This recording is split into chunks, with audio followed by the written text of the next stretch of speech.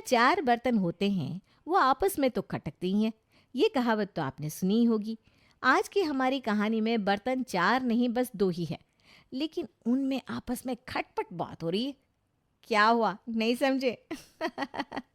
बर्तन यानी कि ससुराल में देवरानी और जिठानी।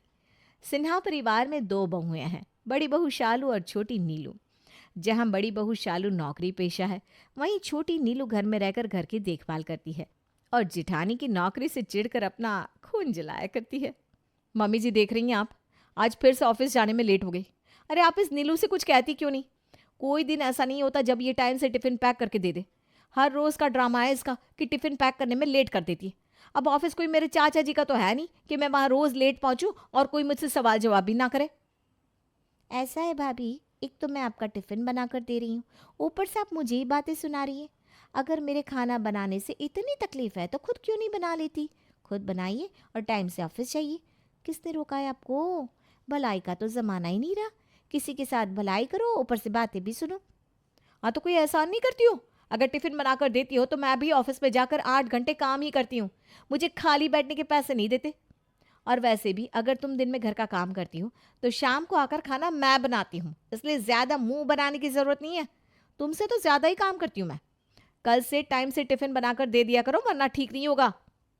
अरे देखो तो कैसे माँ जी के सामने हुक्म चला कर गई है कि चुपचाप टिफिन बनाकर दे दिया करो। सीधी सी बात तो यह है कि घमंड हो गया है भाभी को अपनी नौकरी का। अपने आगे किसी को कुछ समझती नहीं है। और माँ जी को देखो, कैसे दिन भर नीलू नीलू करके मुझ पर हुक्म चलाती रहती है।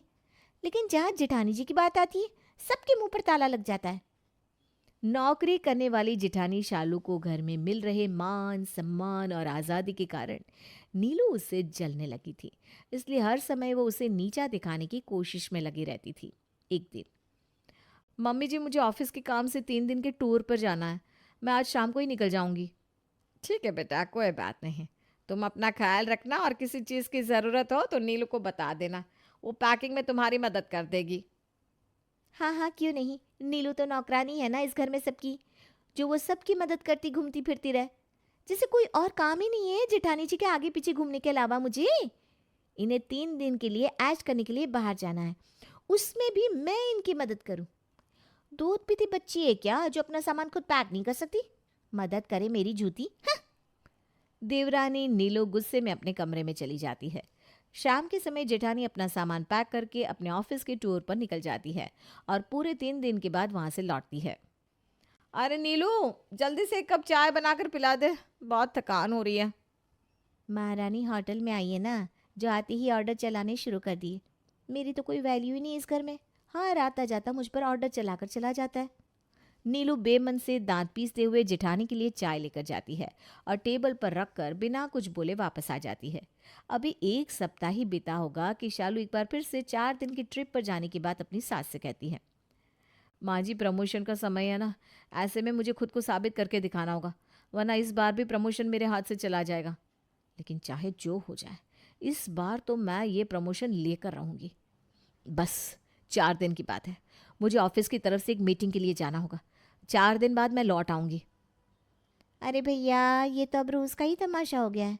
हर 10वें दिन जेठानी जी ऑफिस टूर के नाम से सामान पैक करके निकल लेती है और फिर 4 दिन पता नहीं कहाँ से मौज मस्ती करके वापस लौटती है। और भैया भी पता नहीं किस मिट्टी के बने, पत्नी को अकेले ही कहीं भी जाने की इजाज़त दे देते। अरे इतना भी क्या है कि अपनी पत्नी से एक बार पलट कर पूछा तक नहीं कि 4 दिन के लिए जा रही है, किसके साथ जा रही है, कहाँ जाएगी, कब तक लौट कर आएगी। पति वाले तो एक भी लक्षण नहीं है भैया के अंदर।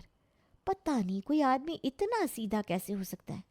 अरे भाई, पत्नी पर विश्वास करना ठीक है, लेकिन अंधविश्वास तो हमेशा घाटे का ही सौदा होता है। और कहीं इसी विश्वास का फ़ायदा उठाकर जेठानी जी हाथ से निकल गई, तब क्या करेंगे जेठ जी? बड़बड़ाते हुए नीलू रसोई में काम कर रही थी। तभी उसे याद आया कि उसने जेठानी को बिजली का बिल पेमेंट करने के लिए कहा था।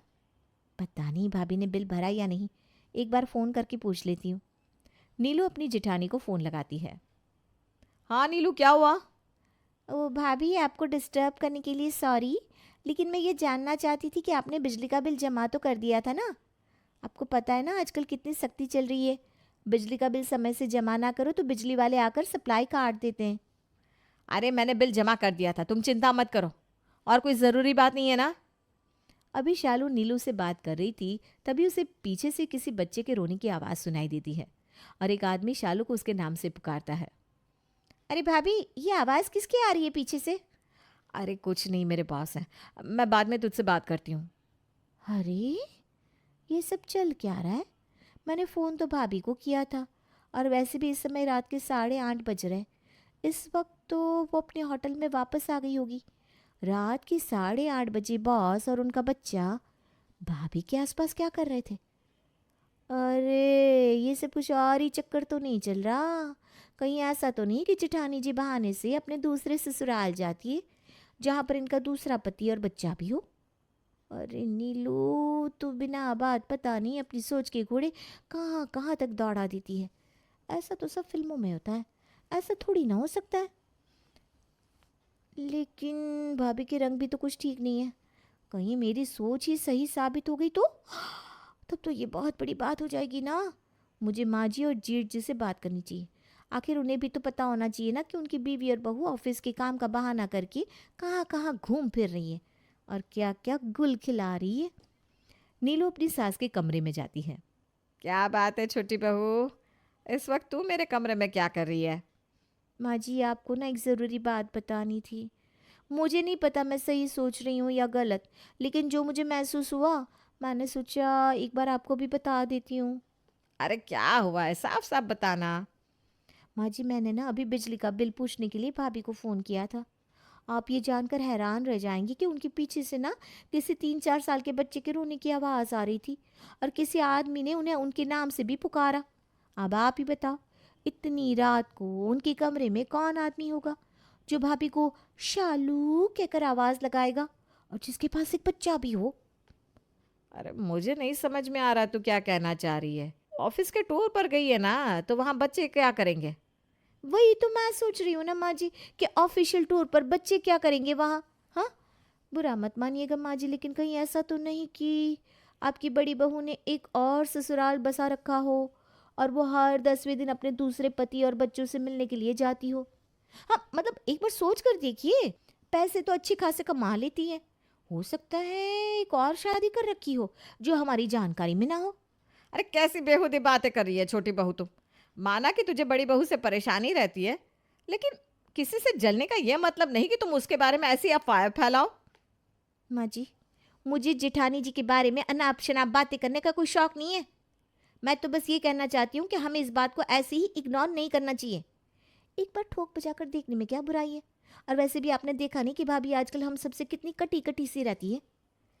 नीलू की बातें सुनने के बाद अब तो सास को भी थोड़ा थोड़ा बड़ी बहू पर शक होने लगा था। अच्छा चल ठीक है, एक बार को मान भी ले कि तू सच कह रही है, लेकिन ऐसे ही तो बड़ी बहू पर इल्ज़ाम नहीं लगा सकते ना। हमारे पास कोई तो सबूत होना चाहिए। तू ही बता, तेरी बात को साबित करने के लिए तेरे पास कोई पक्का सबूत है क्या? माँ जी, सबूत ही तो नहीं है, लेकिन सबूत इकट्ठे तो किए जा सकते हैं ना। ऐसा करते हैं, आप सबसे पहले ना ये सारी बातें जेठ जी को बताइए और उन्हें ना अपने विश्वास में ले लीजिए। उसके बाद हम एक जासूस हायर करेंगे जो हमें जेठानी जी के बारे में सारी जानकारियाँ ला कर देगा। जैसे ही वो हमें भाभी की दूसरी शादी से जुड़ी हुई कोई भी जानकारी या सबूत ला कर देगा, हम तुरंत भाभी को घेर लेंगे। ठीक है, तो फिर तो कोई जासूस का पता निकाल, बाकी की बातें उसके बाद में ही करेंगे। सास की तरफ से हरी झंडी मिलते ही छोटी बहू नीलू एक डिटेक्टिव को हायर कर लेती है। अरे मैडम, बिल्कुल सही जगह आई हैं आप। अब आप देखिए, आपकी जेठानी का चक्कर का पता ऐसे निकाल कर सामने लाऊंगा कि आपके परिवार वाले धक्के मारकर उसको घर से बाहर निकाल देंगे। यही चाहती है ना आप, कि आपकी जेठानी का पत्ता साफ हो और फिर पूरे परिवार पर आप राज करें? अरे अरे, तुम तो 3 को 13 बनाने वाले इंसान नजर आ रहे हो मुझे। मैंने तुमसे ऐसा कब कहा कि मैं अपनी जेठानी को घर से निकलवाना चाहती हूँ? अरे मैडम, आपके जैसे ना रोज़ 2-3 लोगों को हैंडल करता हूँ मैं। अब आप अपनी जेठानी के भले के लिए तो जासूसी नहीं करवा रही हो, इसीलिए जासूसी कर रही हो ना कि आप उनका वीक पॉइंट पकड़कर उनको पूरे परिवार की नज़रों में गिरा सके। देखिए, मुझसे शर्माने की ज़रूरत नहीं है, मेरा तो ये रोज़ का काम है। आपके मन में जो भी बात है मुझसे खुल कर कहिए। हाँ, वैसे चाहती तो मैं यही हूँ। तो ठीक है, ये बताइए कि जेठानी अगली बार टूर पर कब जा रही हैं? 2 दिन बाद। तो बस ठीक है, आपकी जेठानी के टूर से रिलेटेड हर एक छोटी से छोटी जानकारी आप लोगों को मिलती रहेगी, आप लोग फिक्र ना करें। 2 दिन बाद शालू ऑफिस के काम का बोलकर बैग लेकर घर से निकल जाती है।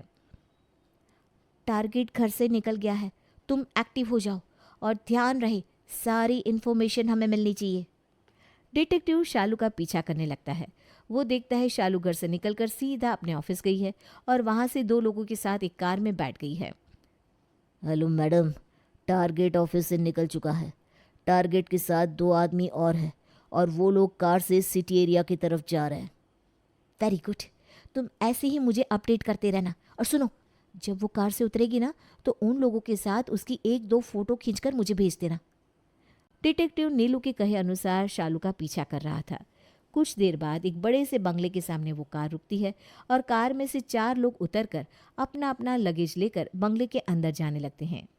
डिटेक्टिव शालू की फोटो खींचकर उसकी देवरानी को भेज देता है। ये देखिए माँ जी, 2-2 आदमियों के साथ घूम रही है आपकी बड़ी बहू और देख रही है ये बंगला, इसी में अपना बैग लेकर जा रही है। मुझे तो लगता है यही है वो घर जहाँ इनका दूसरा पति रहता है। शालू मेरे साथ इतना बड़ा धोखा नहीं कर सकती। अरे वो तो ऑफिस के काम से गई है। देखो तुम सबको गलत फहमी हो रही है। कुछ देर के बाद एक आदमी बंगले की छत पर एक बच्चे को लेकर टहलने लगता है। डिटेक्टिव तुरंत उसकी फोटो खींचकर नीलू को भेज देता है। ये देखिए भैया, इस फोटो में एक आदमी और एक बच्चा नजर आ रहा है आपको? यही है जेठानी जी का दूसरा पति। और माँ जी आप भी देख लीजिए अपनी बहू का दूसरा ससुराल। आपकी बहू तो गई हाथ से, और ये भी तो हो सकता है ना कि उनका दूसरा पति उनके साथ उनके ऑफिस में ही काम करता हो, इसीलिए रात के 8 बजे तक भी ऑफिस से वापस आने का नाम नहीं लेती भाभी। अरे भैया ठीक है, आपकी पत्नी नौकरी करती है, लेकिन इतनी छूट भी नहीं देनी चाहिए थी आपको। अब आपने गलती की है, भुगतना तो आपको ही पड़ेगा। लेकिन नीलू, इस तस्वीर में ये आदमी है कौन? इसका चेहरा तो साफ समझ में नहीं आ रहा। अरे भैया आपको चेहरे का करना क्या है, रिश्तेदारी थोड़ी ना जोड़नी है उससे। और वो डिटेक्टिव ना कहीं दूर पर खड़े होकर फोटो खींच रहा है, घर में घुस के थोड़ी ना फोटो लेगा। जासूसी तो छुप छुप के की जाती है ना। अच्छा तो उसे बोलो ना कि घर के थोड़ा नज़दीक जाकर कान लगाकर सुनने की कोशिश करे, अंदर से कैसी आवाज़ें आ रही है। मैं जानना चाहता हूँ कि शालू उस मकान में आखिर उसके साथ कर क्या रही है। ठीक है भैया, मैं भी बोलती हूँ। नीलू डिटेक्टिव को फ़ोन लगाती है और उस खिड़की के पास खड़े होकर अंदर से आ रही आवाज़ों को सुनने के लिए कहती है। कुछ देर बाद, मैडम, अंदर से तो किसी बच्चे की मम्मी मम्मी कहने की आवाज़ सुनाई दे रही है। ऐसा लग रहा है बच्चा रो रहा है और बच्चे की माँ उसे लोरी सुना रही है। लो भैया, अब क्या सुनना बाकी रह गया है? डिटेक्टिव कह रहा है कि उसे घर के अंदर से किसी बच्चे की माँ माँ कहने की आवाज़ सुनाई दे रही है। अब तो मुझे पूरा भरोसा हो गया है। अब इस बात में कोई दो राय नहीं है कि भाभी ने ससुराल के अलावा एक दूसरा ससुराल भी बना रखा है। मैं तो कहती हूँ अभी चलो और उन्हें रंगे हाथों पकड़ लो। अगर आप लोग अभी भी कुछ नहीं करेंगे ना तो देखना, भाभी को फिर से बहाना बनाने का मौका मिल जाएगा और वो ज़रूर कुछ ना कुछ बहाना बनाकर हमें उल्लू बना देगी। नीलू एकदम ठीक करी है। तुम ऐसा करो, डिटेक्टिव से बोलो अपनी लोकेशन भेजे, हम लोग अभी के अभी वहाँ चलेंगे। इस शालू को रंगे हाथों पकड़ेंगे। मैं भी तो जानना चाहता हूँ कि आखिर मेरे प्यार में ऐसी क्या कमी रह गई थी जो उसने दूसरी शादी करके अपना परिवार बसा लिया। अरे एक बार तो मेरे और अपने बेटे रज्जू के बारे में सोचना चाहिए था। जेठ जी, नीलू और नीलू की सास डिटेक्टिव के बताए हुए एड्रेस पर पहुंचते हैं और वहां जाकर गुस्से में दरवाज़ा खोलकर घर के अंदर घुस जाते हैं। शालू, शर्म नहीं आती तुम्हें ये सब करते हुए? मैं पूछता हूँ आखिर मुझे इतना बड़ा धोखा क्यों दिया तुमने? अरे रजत, क्या कर रहे हो और ये क्या बोल रहे हो? कौन सा धोखा दिया मैंने तुम्हें? और तुम यहाँ कैसे? आने से पहले मुझे कॉल तो कर लेते। ताकि तुम बहाना बनाकर मुझे एक बार फिर से बेवकूफ़ बनाने में कामयाब हो जाती। सच सच बताओ, ये सब कब से चल रहा है और क्यों? क्या मेरे प्यार में कोई कमी रह गई थी? अरे आप लोग पागल है क्या? समझ क्या रहे हो आप? और ऐसा मैंने क्या कर दिया जो आप यहाँ आकर ऐसा मेलो ड्रामा कर रहे हो?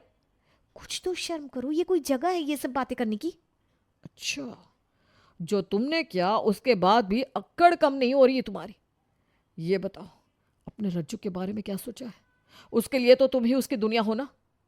अरे भाई, मैं 2 दिन के लिए काम से आई हूँ, 2 दिन के बाद घर ही आ रही हूँ ना। 2 दिन के अंदर ऐसा कौन सा भविष्य बिगड़ जाएगा आपके बेटे का? मैं भी तो जानूं जरा।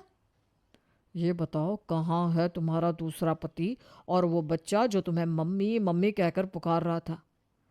अरे बाबा, मुझे क्यों मम्मी मम्मी कहकर पुकारेगा?